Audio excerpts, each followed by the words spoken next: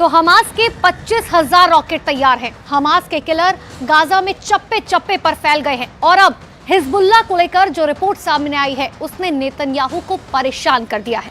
दरअसल उत्तर कोरिया और हिजबुल्लाह के बीच पक्की दोस्ती देखकर नेतन्याहू के साथ साथ बाइडेन को भी अब इस बात का डर लग रहा है कि इस युद्ध में परमाणु बम की एंट्री हो सकती है। हालांकि हिजबुल्लाह को लेकर इस वक्त अमेरिका का सैटेलाइट सिस्टम लगातार लेबनान पर नजर बनाए हुए है और अब उसे जमीन पर ऐसी हरकत नजर आई है जिसे लेकर ये दावे किए जा रहे हैं कि हिजबुल्लाह से बहुत बड़ा खतरा आने वाला है।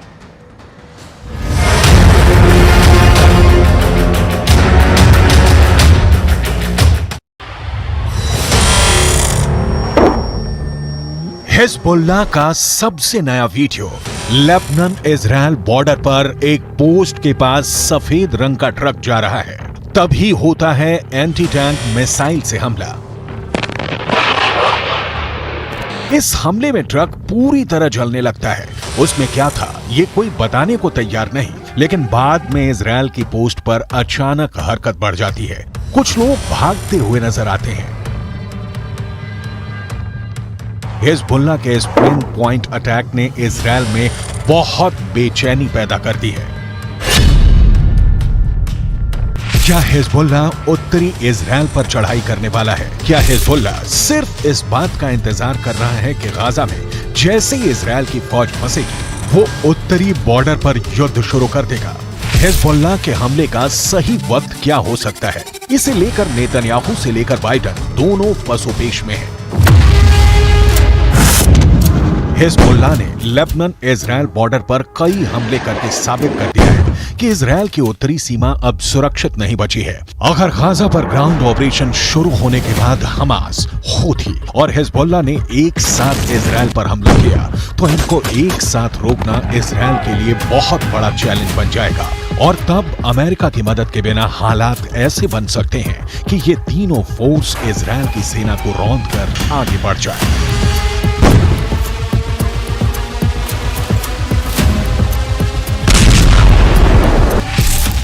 गाजा में हमास के लड़ाकों की तादाद 40 से 50 हजार के करीब है।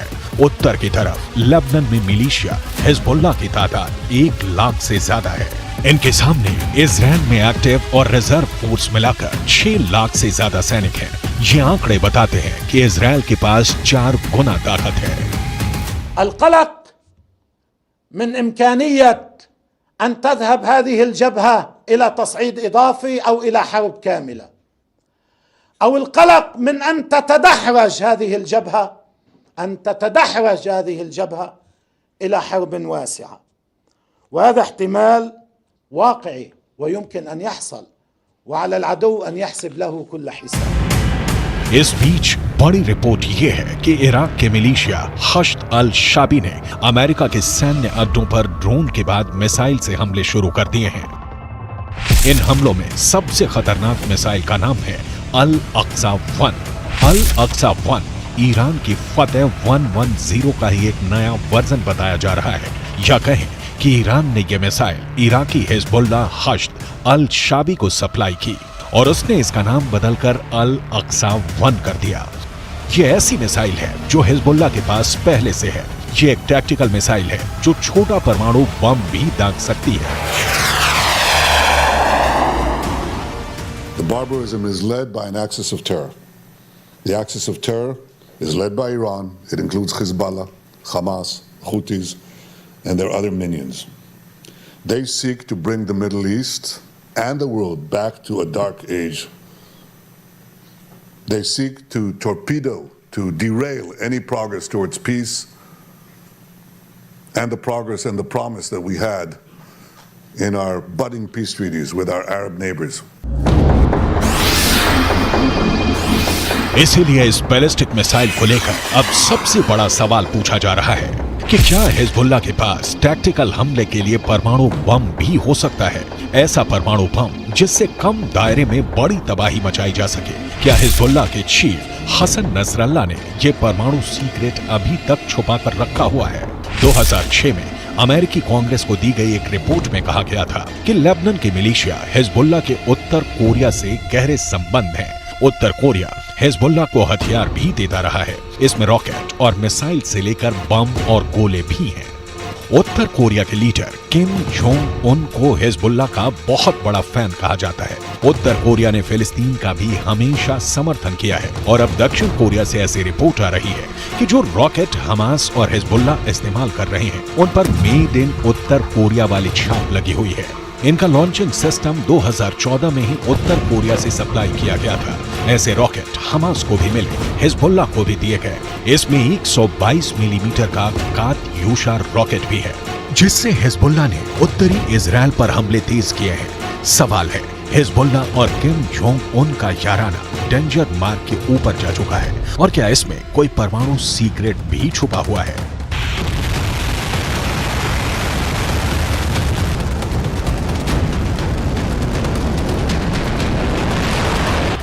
फिलहाल इजराइल पर एंटी टैंक हमलों ने हिजबुल्लाह के इरादों को खतरनाक रूप दे दिया है।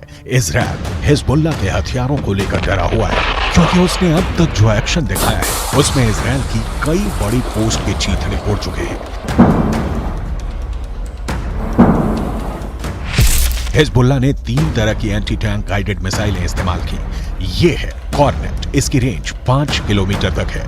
ये रूस की मिसाइल है, लेकिन अब ईरान इसका देसी वर्जन देहलाविया तैयार कर चुका है और ऐसी बहुत सी मिसाइल अब हिजबुल्लाह के पास हैं। दूसरी है BGM-71-2 anti tank guided missile, range है 3.5 किलोमीटर। ये अमेरिका में बनी मिसाइल है, लेकिन अब इसकी नकल ईरान तैयार कर रहा है और उसने हिजबुल्लाह को सप्लाई की है। तीसरी है 85 कॉन्कोर्स, रेंज 4 किलोमीटर।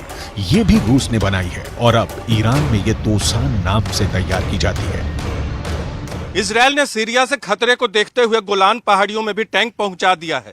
ये हिस्सा पहले सीरिया का हिस्सा था, लेकिन 1967 के युद्ध में सीरिया से इजराइल ने इस हिस्से को अपने कब्जे में ले लिया। लेबनान, सीरिया और इजराइल के ट्राई जंक्शन वाले इलाके में हिजबुल्लाह का पूरा कंट्रोल है।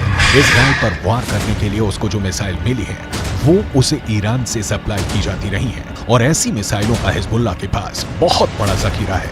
तीनों मिसाइल बहुत ही घातक है, लेकिन अब एक बड़ी मिसाइल का नाम सामने आ रहा है, वो है फतह 110। इस मिसाइल से नेतन्याहू को डर लग रहा है, तो उसकी बहुत बड़ी वजह है ईरान की ये मिसाइल 300 किलोमीटर तक हमला कर सकती है और ये अपने टारगेट के 3 मीटर के दायरे में गिरती है। एक बैलिस्टिक मिसाइल का इतना सटीक होना बहुत बड़ी बात है और यही बात इजराइल को परेशान कर रही है। फतह 110 की 2 और खास बातें हैं जिसकी वजह से इसे रोकने में इजराइल को बहुत मुश्किल आ सकती है। ये सॉलिड फ्यूल वाली मिसाइल है, ये कम वक्त में लॉन्च के लिए तैयार की जा सकती है और ये रोड मोबाइल है, यानी इसे कहीं से भी लॉन्च किया जा सकता है और फिर अपना ठिकाना बदलना बहुत आसान है। ما يجري على جبهتنا مهم جدا ومؤثر جدا. قد يبدو للبعض الذي يتوقع أو يطالب أن يدخل حزب الله سريعا في حرب شاملة وكاملة مع العدو قد يبدو ما يجري على الحدود متواضع. इजराइल के लिए इससे भी बड़ा खौफ क्या है वो बहुत ध्यान से समझिएगा। बाइडन से लेकर नेतन्याहू को भी पता है कि फतह 110 मिसाइल को रोकना बहुत मुश्किल है, क्योंकि अमेरिका भी इस मिसाइल को रोकने में पूरी तरह फेल रहा है। अमेरिका को हमले की जानकारी तो मिल गई थी, इसीलिए उसके सैनिक आसपास अंडरग्राउंड हो गए थे। तब ईरान ने फतह मिसाइल का ही एक पुराना वर्जन इस्तेमाल किया था और अमेरिका के एयर डिफेंस सिस्टम इस मिसाइल को रोकने में नाकाम रहे थे। ईरान ने ऐसी करीब 20 मिसाइलें दागी थी। ये जहां गिरी वहां ऐसे ऐसे गड्ढे बने और 100 से ज्यादा अमेरिकी सैनिकों को धमाकों से गहरा सदमा पहुंचा था।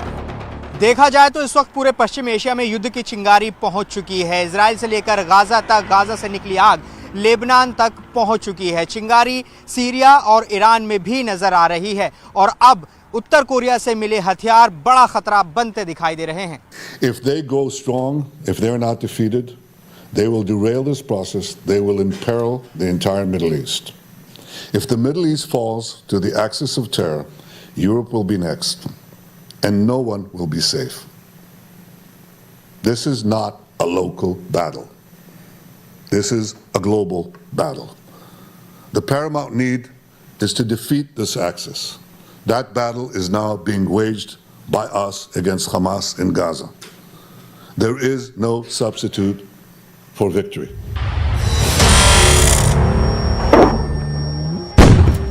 हिजबुल्लाह का खतरा बहुत बड़ा है, ये इजराइल भी जानता है और अमेरिका भी।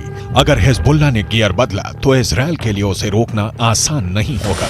यही वजह है कि अमेरिका के विदेश मंत्री एंटनी ब्लिंकन इराक का भी दौरा कर चुके हैं। जब ब्लिंकन इराक पहुंचे तो वो बुलेट प्रूफ जैकेट पहने हुए थे। इराक में ऐसा खतरा बताता है कि अमेरिका इस वक्त वहां की मिलिशिया हश्द अल शाबी से भी घबराया हुआ है, क्योंकि ईरान समर्थित इस गुट ने अब इराक और सीरिया दोनों जगह अमेरिका के अड्डों पर हमले शुरू कर दिए हैं।